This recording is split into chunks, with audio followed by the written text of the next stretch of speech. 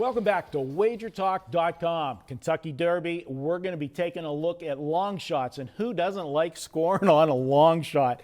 This is the one, for guys, casual bettors, and I think that's why you get so much activity on the Kentucky Derby. One, it's an event. Everybody wants to be a part of an event. You'll have, you'll see on the strip. Mint juleps and big hats. That's it, man, And they like to put small money on big money. And you see every year for the Super Bowl when everybody comes to town and they walk up to the window. They might not have bet a football game all year, and they walk up with their $100 bill in their hand, and when they find out they're going to lay 110 to win 100, they get this look on their face. That's all I'm going to win? Yeah.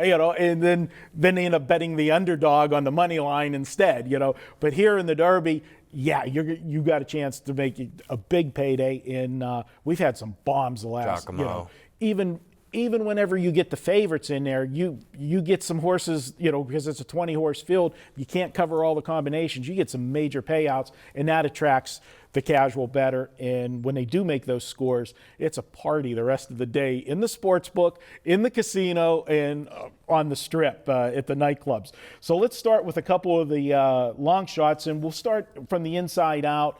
Suddenbreakingnews. Now, a lot of people are talking about this horse, and he's one of the ones where I said in an earlier video, I got a standard line for him. It's one of the stone cold closers that's going to be charging, but again, he needs an honest pace and he needs a clean trip. Now, breaking from the 2-hole, he's going to get that rail trip, but the thing is, can he maneuver his way through the horses that are going to be coming back to him when they start stopping and he starts making his move? That's right. Because of his running style, he's almost assured himself of having major traffic problems during the race.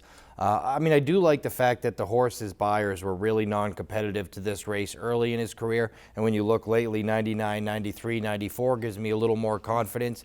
I'm with you. I don't love the 2 spot.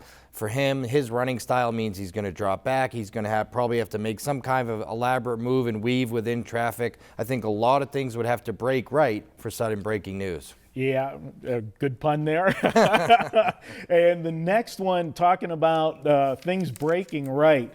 Motown, if there's a hard luck horse in this race, it's Motown. The last 2 races, the Risen Star and the Louisiana Derby, which both of those races were won by a horse that you like, Gunrunner. Motown had horrible trips in both of them, and he was making major moves. And as we talked about, we touched upon a great handicapping tool now for bettors is YouTube and race replays. Before, all you had was the racing form. You look at it, you study it, but it doesn't always give you all the information that you need. Now you can go back and watch these races, and I tell people you should watch a race twice. Watch it the first time, just you're watching the race, which you're going to be naturally fixated on the horse you bet. That's the horse you're going to be watching. And you might not notice another horse that had trouble in the race because you're focused on yours. Now, if yours had trouble, we're all going to be here about it because you're going to be bitching about it for 3 days. It's like a bad beat in poker. But for this horse, go back and watch both of those races and just focus on him. He was making big moves and literally got stopped in a lane where the jock had to grab him because he was going to run the horse over in front of him. You stop a horse's momentum like that and then still get back out late and still be charging after that. You got to consider if this horse gets a clean trip, what could have been. And those races were with Gunrunner. He was closing ground. If you like Gunrunner, I think you got to like this horse too coming out of those races because he definitely was better than what his race line showed. I like Motown as a value horse here. I don't necessarily like him, but I will use him in some of my extended exotics for the reasons that you just stated. And this was a horse going way back that a lot of people were projecting as a Derby contender, and then all of a sudden had trouble in those races, didn't get a win in any of the prep races, and now he's fallen out of favor with the bettors. But I'm with you. I think his numbers say that he belongs right there with the best horses, although I am a little concerned. I like to see at least one better than 95 buyer race to say, hey, you can get to that 100. Or, this is a horse here in Motown that has 7 career starts now with a career best buyer of 95. And again, we said, if you're going to win the Derby, you have to hit 100. The horse hasn't shown it yet. I'm with you. He's better than he showed in those 2 just on paper in those 2 starts, but I'm not quite sure he's good enough to win this one. All right, another horse that this one is a long shot that impresses me. He's another one that's going to be a closer. I think he's got enough speed that he won't be at the complete back of the pack, but I think he'll be launching his bid from around 13th or 14th, and that's My Man Sam. And this is a horse that went into the Bluegrass, and I think they used the Bluegrass as just what the race is called, a prep race for the Kentucky Derby. Because once they saw that he drew the 14 post position in a 14-horse field, and the Keeneland generally doesn't get that many horses for the Bluegrass. This has been one of the least popular prep races because until just recently, this race was always run a week later. And the better horses skipped it because it didn't have Only enough 2 time. weeks. Yeah, not enough time before the Derby. And since they moved it back a week, now they're starting to get, better horses that are using it as a prep race. And I like what he did. The horse sat dead last the entire race, and they just turned him loose from the top of the stretch home. This horse came from dead last and was flying and finished second in that race. And, if you like as good as he raced in that one, we talk about value. Brody's Cause is the horse that won that race. This horse had a bad trip and was flying and finished second. I think there's more value on him, and he's sitting at 20-1 morning line. I think he's a great long shot value horse that if there's any kind of moderate pace there, you're going to see this horse charging late. And he's one of those horses that we talked about, only 4 lifetime starts. He's got a license to make that big jump. Absolutely, and we've seen him run 100 buyer before, so we already know he has it in him. It kind of took a little downward last race running a 92, but he's run 100 buyer before. I'm with you. With only 4 races, plenty of potential for the big jump. Wasn't Chad Brown one of the D. Wayne Lucas proteges? Actually, he was with one of my favorite, Bobby Franklin. That's right, yes. Yeah, which I love Bobby Franklin. But Chad Brown is well established now as one of the better trainers, and he's due, right? He's coming up. He's paid his dues. He's probably due. He's starting to get those quality horses that actually have a shot. I'm not quite sure about My Man Sam. A little bit is due to the small sample sizes in the races he's been in, but the fact that he's run 100 buyer before means he's probably fast enough to compete with these ones. And another one that we're going to look at, Destin. And Destin's coming out of the 9-hole. He's one of those horses that has the perfect style to win the Kentucky Derby because he's one of those ones that we call a stalker. He's going to be in that second group of horses, not running the suicide fractions that might develop on the front end, but he's going to be right there ready to pounce.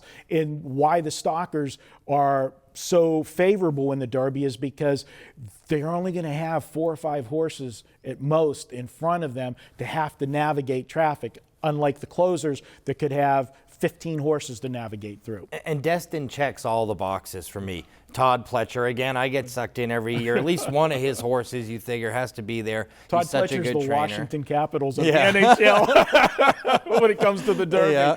And here we go again. You get Todd Pletcher, you get Javier Castellano on the horse. You get a horse that checks all the boxes. His best buyer is triple digits, good enough to win this race. He's coming off a win. He's running bullet works prior to the race, 5 furlongs in a minute or less. I mean, he checks every single box you look for, and oh, by the way, he's 20-1, and the 9 hole's a good post draw. Absolutely. Another one that got a little bit of attention, Mor Spirit, out of post 17, and a lot of it has to do with the connections. Bob Baffert, obviously the success that Bob Baffert's had over his career in the Triple Crown, American Pharoah, obviously last year.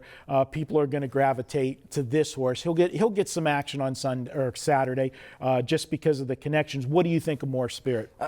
How old is Gary Stevens now? Is he 75 years old? I mean, can a 75-year-old win the Kentucky Derby on a horse? I was surprised when he came back. Is it an insurance liability every time he gets on the back of a horse? The guy, my goodness, how is he still riding? He still gets the most out of horses. And, when he took the long layoff, retirement, actually, did some commentating, did some movies and that. I was at Del Mar when he started his career back a year or so ago, and I was like, what? And I'm looking at the racing fight. I said, Gary really? Stevens. I said, does Gary have a son? And it was like, but he's won some big races, and he knows he's not going to make a stupid move. That's one thing. He's got that experience factor, and a lot of times in these races, it's all down to that split-second move. If you make the move too soon or you make it too late, he's not going to make the wrong one. I think he's experienced. I think he's savvy. I think he's smart out there. And I got a chance to meet Corey Nakatani one time later on in Corey Nakatani's career. And I said, I noticed that you go outside more than a while because I see the West Coast racers. And he says, every guy when he hits 35 starts going in the outside lane, less traffic, don't want to fall off the horses. And I just wonder, is he going to make that gritty move to the inside, the hard charge, and try to win the Derby at 50-something that could also put his life in danger with Gary Stevens? You just don't see it out of those, the older statesmen anymore. They don't bounce like they used to. That's right. I would tend, and I don't love this horse either. So I don't love the horse. We have the elder statesman jockey. I'm probably going to stay away. Yeah, he was a horse that wasn't involved in that early pace in the Santa Anita Derby. So he was in the back of the pack too. And he got beat by 6.5 lengths to Exaggerator. So there's a lot of ground to have to be made up for him to be competitive in this one. In the last long shot, I think the horse has no shot at all, but the only reason we have to bring him up is because he's going to be a major factor in dictating this race, and that's Danzing Candy, the number 20 horse. He's the speed horse. He's the horse that went off crazy in the Santa Anita Derby, set up the fractions that let Exaggerator just fly by the field. Was it that he didn't like the mud? Mike Smith, who, I think is a great jockey. He's getting up, he's getting another one that's getting up there old, but, still, generally a very heady jockey. I don't know what he was thinking in that race going to fractions he did. If he can get this horse to relax and rate, he's a horse that can carry speed for a while. And we've seen sometimes in the Derby where everybody's talking about it, that you let a horse alone on the front end and they get to relax and rate. And then all of a sudden, when you're trying to get that last quarter mile, they're not coming back to you. I'll never forget War Emblem. I had War Emblem and I thought I was dead meat. And Victor Espinoza brings him around the turn. I'm like, Victor, what are you doing in this race? And then all of a sudden, they just never caught him. Yep. And he just ran away. And Danzing Candy, to your point, is one of those horses coming into this race where you said, just maybe if he gets the right post, he gets out early, because there's not a lot of speed, he could get out by himself, similar to War Emblem, run those not so crazy fractions, and actually win this thing. Coming out of the 20 hole, not quite sure now that's going to be conducive to him getting to the front, and does outwork block his path, and do they even get there from so far out? And if they don't, what happens? Does anyone go with them? To me, the other long shot I was kind of looking at here real quick was Lanny, the Japanese horse. And I always completely ignore these international horses. They never perform well in the Derby. I don't want to look at this one, but the fact that they've taken this horse outside Japan, they took him to Dubai, and he ran so well in Dubai, makes me think that maybe this horse, the one thing about Kentucky Derby we didn't talk about that's sort of the great unknown a lot of times is what happens to a horse when for the first time in his life he sees 300,000 people. Because most of these horses never have and never will again. And the one thing I like about Dubai is the huge crowds they get. They're really loud and passionate and exciting. And if this horse could handle that environment, maybe he can handle the Derby. And looking at the horse, he looks great. Again, I tend to stay away from international horses, but at 40 or 50 to 1, it may be worth a look. Yeah, the only thing I'm going to say with him, the history, like you said, these horses just don't do well in the Derby, and maybe a little bad taste in my mouth. I didn't use him as a key horse, but I did have him last year. Mutashi. Yeah, sure, I remember. I got into the hype of that one, and he did the same thing, come from the Dubai race and that. So I'm a little sour. I'm like your typical bettor that we got a long memory. Never bet the Patriots again. So, all right, guys, we've talked about the contenders. We've talked about the long shots. So what's left? Well, we're going to come back and tell you who we actually like here in the Kentucky Derby. Matt and I is going to give you some picks for the Kentucky Derby. And don't forget, if you want to save $10 this weekend over at Wager Talk, use coupon code DERBY and the number 10. You can take $10 off your order. Just enter that at checkout. We'll be right back.